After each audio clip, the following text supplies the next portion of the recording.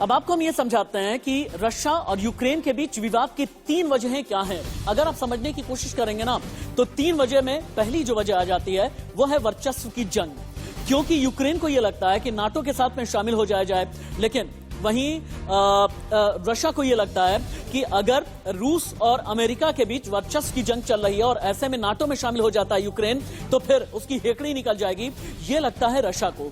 लेकिन अमेरिका को भी यह लगता है कि नाटो में शामिल करा करके रशिया पर दबाव बनाया जाएगा। लेकिन वहीं एक क्रीमिया एक ऐसा इलाका है जिस पर 2013-2014 से रशिया ने कर लिया है कब्जा, और यही यूक्रेन के लिए यही सबसे बड़ा नाक में दम करने वाला सवाल है। और यूक्रेन को यही बार बार नागवार गुजरता है कि उसके इलाके यानी क्रीमिया पर पिछले 8 साल से 9 साल से क्यों कब्जा जमाए बैठा हुआ है रशिया, किस तरीके से यूक्रेन को घेरा गया है। अब आप ये देखें, तीन तरफ से कैसे यूक्रेन घिरा हुआ है और यूक्रेन को डिफेंड करने के लिए कैसे नाटो की फौजें कहां पर डिप्लॉय की गई हैं। अब आप एक एक करके अगर आप ये देखेंगे तो समझ पाएंगे।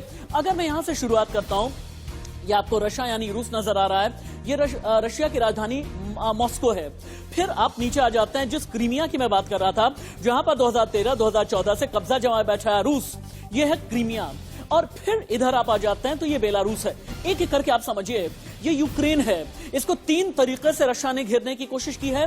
एक तो रूस ने अपने इलाके से घेरने की कोशिश की, एक क्रीमिया की तरफ से घेरने की कोशिश की है, बेलारूस के साथ में रशिया के बड़े अच्छे संबंध हैं, बेलारूस की तरफ से घेरने की कोशिश की गई है। अब आपको हम ये दिखाते हैं कि नाटो फौजें कहां पर तैनात हैं। नाटो है पोलैंड में, रोमानिया में, बुल्गारिया में, मोल्डोवा में, यानी एक तरफ तो है यूक्रेन के लिए नाटो की फौज, वहीं दूसरी तरफ रशिया ने पूरी तरीके से यूक्रेन को चारों तरफ से घेरा है। और जहां पर सैनिक डिप्लॉय किए गए हैं ये आपको दिखा देते हैं हम। सैनिक यहां पर डिप्लॉयड हैं, इसके अलावा जो रूस के फौजी हैं क्रीमिया में डिप्लॉय किए गए हैं, जो जेट फाइटर हैं यूक्रेन के इस पूर्वी हिस्से पर डिप्लॉय किए गए हैं। इसका मतलब कई मायनों में साफ हो जाता है कि 3 जगह से यूक्रेन घिरा है। अब ये 3 जगहें कौन कौन सी हैं ये भी आप देख लें। पहले आ जाता है पूर्वी यूक्रेन।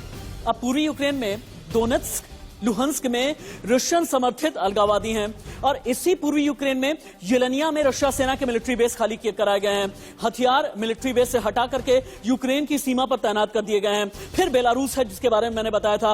रशिया और बेलारूस के बीच करीबी संबंध हैं और बेलारूस में Sukhoi 35 ballistic missile S-400 air defence system को तैनात कर दिया गया है।